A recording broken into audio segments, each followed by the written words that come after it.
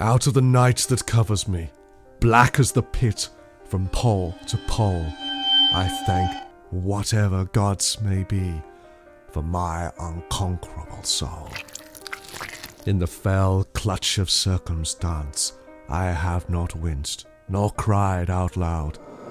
Under the bludgeonings of chance, my head is bloody, but unbowed.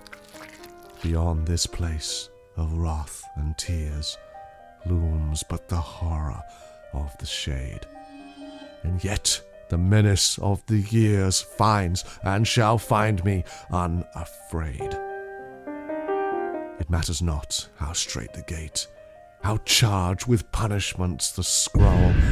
I am the master of my fate.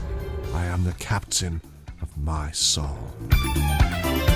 To watch and listen to more informative videos and Urdu English columns, subscribe to our YouTube channel. Zigzag News explores literature.